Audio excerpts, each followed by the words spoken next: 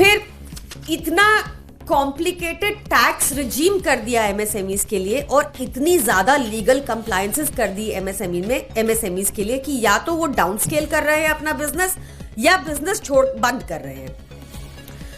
आप सोचिए कि एक रिपोर्ट है अभी जुलाई 2023 में आई, जिसमें बताया गया कि अगर एक एमएसएमई के पास से 100 एम्प्लॉइज हैं तो उनको मिनिमम 500 to 600 लीगल कंप्लायंसेस करनी होंगी और हमारे देश में करीब 26,134 ऐसे क्लॉजेस हैं जो नॉन कंप्लायंस की वजह से एक बिजनेसमैन को जेल डाल सकते हैं।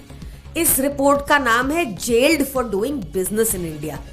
अगर ये बहुत नहीं था तो बची खुची कसर मुजफ्फरनगर के भाजपा एमएलए जैसे लोग पूरी कर देते हैं, जो वसूली करना चाहते हैं एमएसएमई से, और वो नहीं अगर उनको पैसा देते तो वो लोगों को भड़काते हैं कि फैक्ट्री जला दो।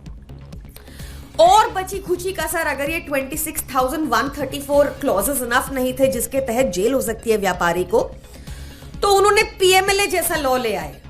पीएमएलए जैसे लॉ में संशोधन कर दिया। इस संशोधन के तहत आपको बिना किसी प्रूफ के, बिना किसी एविडेंस के जेल के अंदर एक लंबा टाइम रखा जा सकता है। सोचिए कल को केंद्र में ऐसी सरकार आ जाए जो कहे कि मुझे 1 करोड़ इलेक्टोरल बॉन्ड में दो, नहीं तो मैं तुम पर पीएमएलए का केस लगा दूंगा। और तो और आपने हाल ही में एक बहुत ही अजीब केस देखा होगा जहां पर 2 लोगों की जमीन को एक भाजपा के उच्च अधिकारी ने कब्जाने की कोशिश की और वो दोनों लोग उस भाजपा उच्च अधिकारी के खिलाफ कोर्ट गए। तो भाजपा ने क्या किया? उनको ईडी का नोटिस भेज दिया। क्या मंशा है कि वो दोनों लोग अपना केस वापस ले ले और भाजपा के उच्च अधिकारी उनकी जमीन को कब्जा लें। तो इस तरह से लगातार पीएमएलए का दुरुपयोग हो रहा है। अब सोचिए उन दोनों के पास बैंक अकाउंट में 450 रुपए थे और ईडी के ऑफिस जाने के लिए भी उनको कर्जा लेना पड़ा। तो